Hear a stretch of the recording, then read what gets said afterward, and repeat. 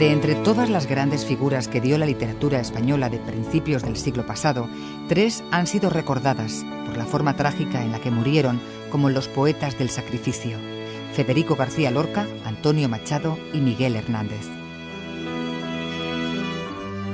Los 3, si bien pertenecientes a generaciones distintas, tuvieron en común su compromiso con el gobierno de la República Española, algo que también a los 3 les terminó costando la vida. En Miguel Hernández, el más joven de la tríada, el compromiso inicial pronto se transformó en unas convicciones políticas que le condujeron a alistarse en el ejército y a defender desde el frente de batalla la causa republicana. Pero para entender mejor al hombre que fue Miguel Hernández y por tanto su obra, hay que remitirse a unos orígenes en los que el poeta y militante comunista todavía era un adolescente, un pastor de marcado fervor católico al que el padre sacó de la escuela para cuidar cabras.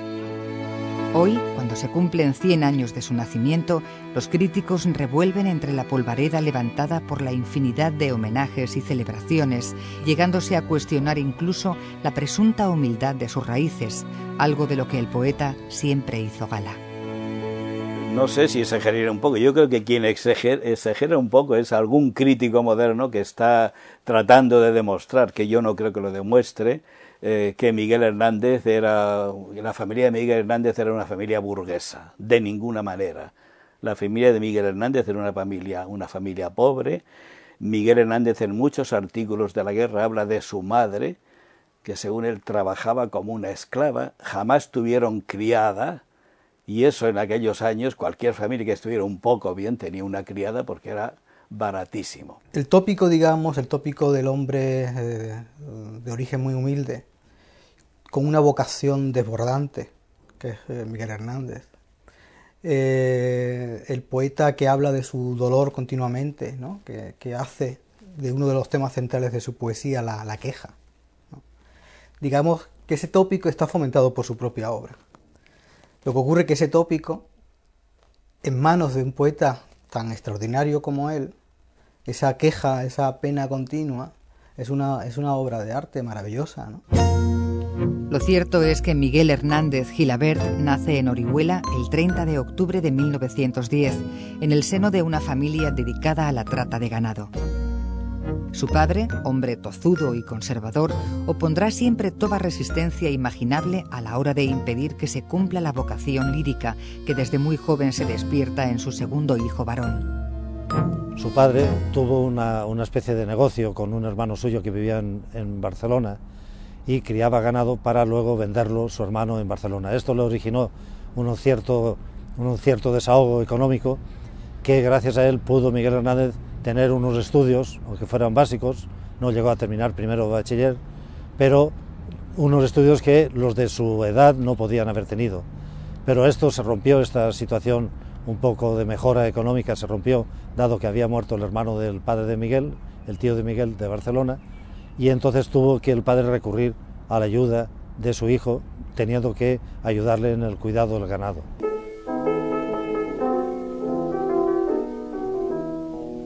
Lo sacó en medio del curso, no pudo ni presentarse a exámenes, y su padre lo envió a cuidar cabras.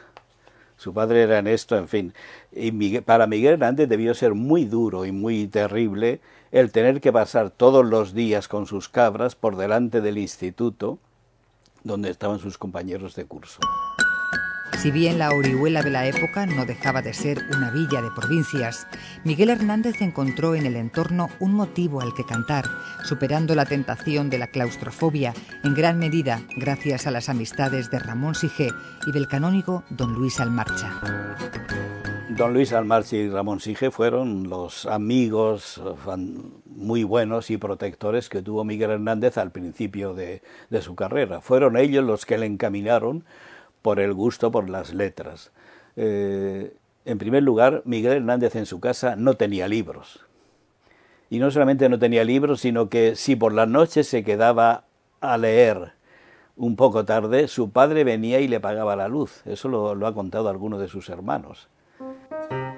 Con la ayuda del propio Almarcha consigue publicar su primer libro, Perito en Lunas. Es un momento decisivo en la vida del poeta. el mismo en el que conocerá a Josefina Manresa, la mujer que después de algunos años se convertirá en su esposa. El paso siguiente será el de trasladarse a Madrid, una capital vibrante que vive abiertamente de cara a Europa. El año 1923 hasta el año 1936, que es cuando ocurre la hecatombe de la Guerra Civil, España es un país completamente europeo, revista de Occidente, no revista España, de Occidente. Y por la revista de Occidente entran muchas publicaciones, no solo de lo que se está haciendo en Francia, sino en Alemania, en fin, en toda Europa. En tan solo unos meses, Miguel Hernández entra en contacto con algunos de los miembros más brillantes de la generación del 27, operándose en el joven poeta una transmutación ya no solo en las formas de su poesía, sino en su propio contenido. La acelerada toma de conciencia que se producía en el Oriolano era la de un pueblo entero que despertaba y que le pedía cuentas a la historia. Todos, quizá Gerardo Diego, pero todo el 27 era republicano, porque tenían ese fundamento, no político exactamente, político también, claro, que venía de la institución, de la residencia y de toda su formación. Los muros hoy ruinosos del número 3 de la antigua calle de Belintonia, por entonces residencia de Vicente Aleixandre, atestiguan todavía en la actualidad la amistad que Miguel Hernández tuvo con el poeta malagueño, quizás la más sincera, junto con la de Neruda, de todas las que cultivó en su estancia en Madrid, donde la acogida de la escena literaria se produjo de manera desigual. Miguel ve un día, en un escaparate de una librería de Madrid, La destrucción o el amor, que es un libro clave, y le pone una carta pidiéndole que se lo regalara, porque él no tenía dinero para comprarlo. Y Vicente le regala eso, le regala el libro, y nace una amistad entrañable.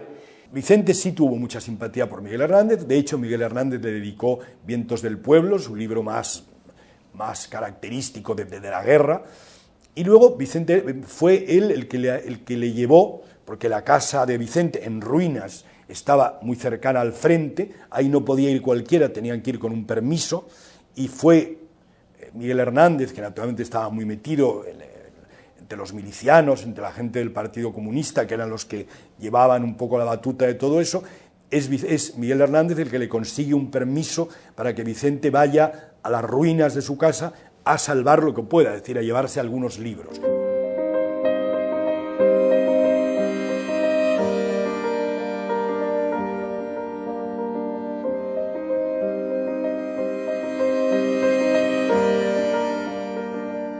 Miguel Hernández se da esa imagen del poeta pastor porque parece ser que suscitaba simpatía, suscitaba interés. Además, Miguel Hernández tenía el aspecto también de un campesino.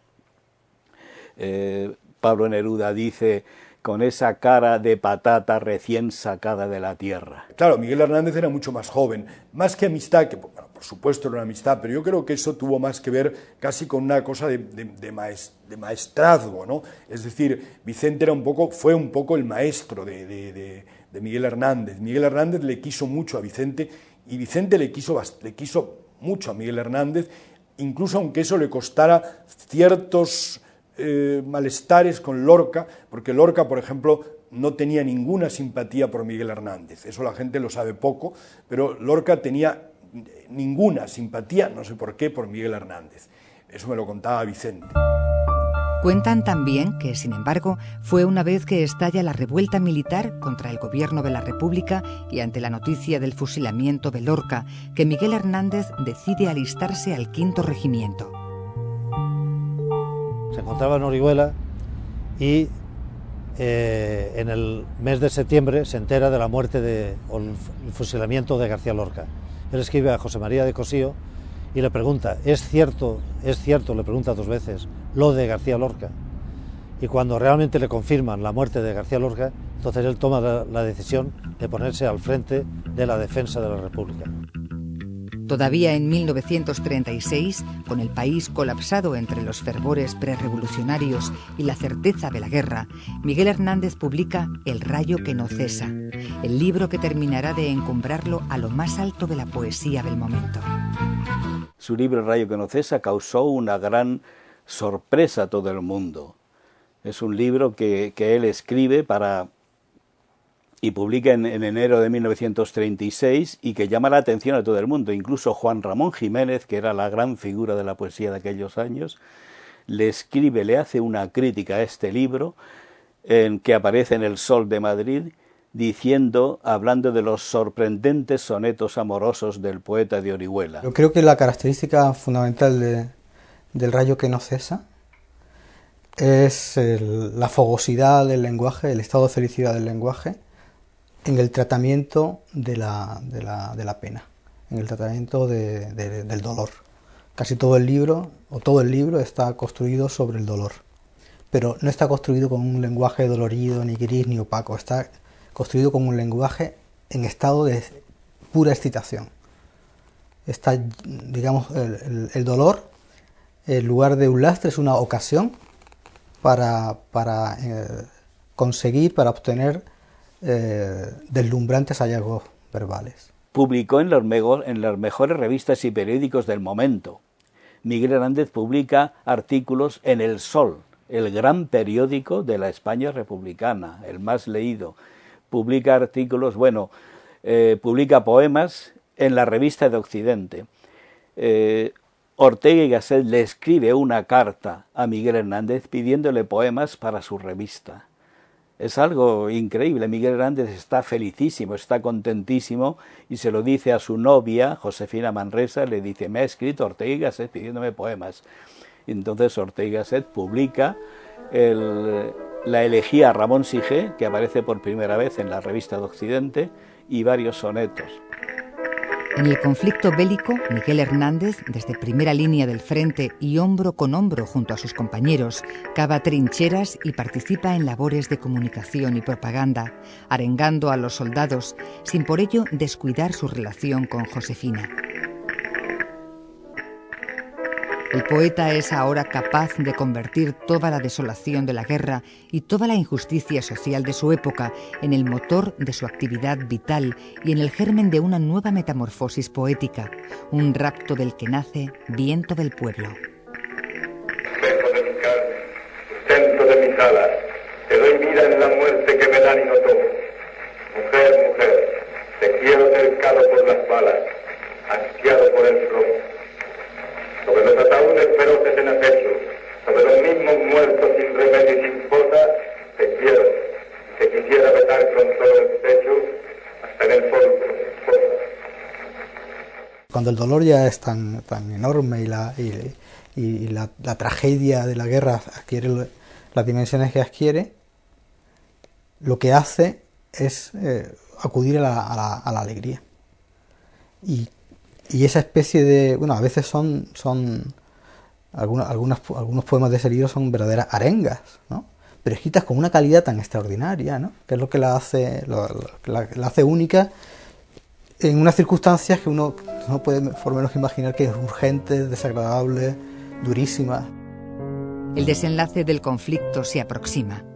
La España republicana queda aislada y convertida en campo de experimentación de lo que en unos meses será la Segunda Guerra Mundial. Con la caída de Madrid se produce el éxodo de todos aquellos que tratan de evitar las represalias que sumariamente los golpistas han ido ejecutando en su avance hacia el poder.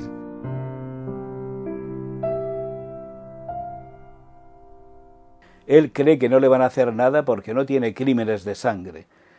No había matado a nadie.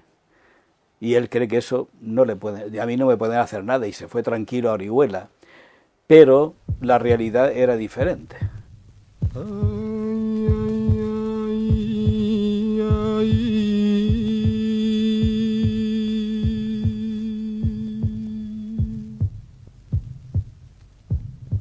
Las cárceles se arrastran por la humedad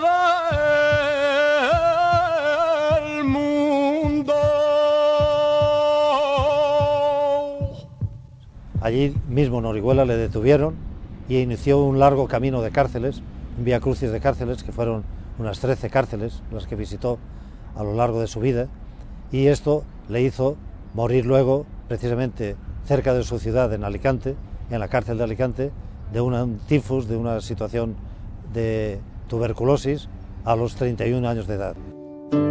Todavía en su periplo de cárceles tendrá tiempo para terminar de escribir su obra póstuma, Cancionero y romancero de ausencia.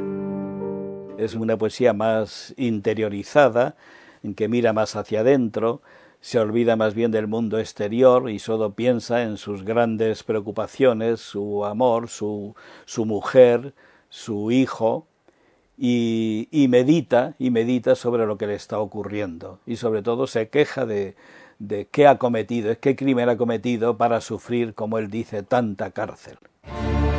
Miguel Hernández llegó a renunciar incluso a la propuesta que le hicieron de evitar ser fusilado a cambio de hacer algún gesto a favor del franquismo. Estaba ya demasiado enfermo y resignado, pero nunca lo suficiente como para renunciar a sus principios.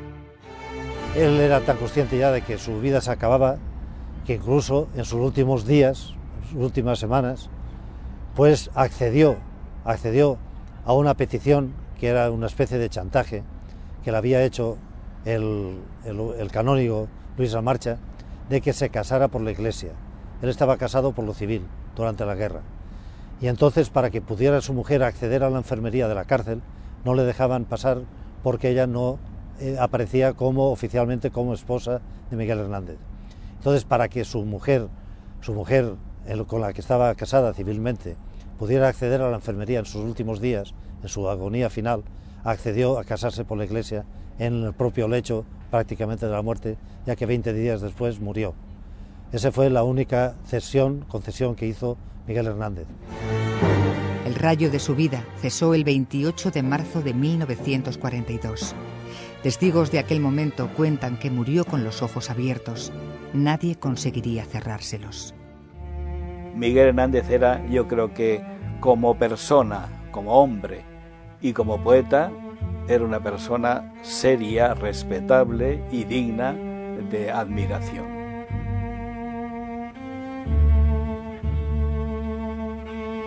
Tiene esa cosa que tienen tan pocos poetas, ¿no? Que es el genio del idioma. ¿Por qué sigue vigente? Porque lo que hace Miguel Hernández es recoger la voz del pueblo. Él se denomina como viento del pueblo, como poeta del pueblo. Y el pueblo sigue todavía gritando contra las guerras, sigue gritando contra las injusticias, sigue gritando en favor de la libertad. Y eso es lo que precisamente Miguel Hernández recoge en su obra. Adiós, hermanos, camaradas, amigos, despedidme del sol y de los trigos. Y después de dejarme junto a las balas, mándame a la trinchera besos y cartas. Mándame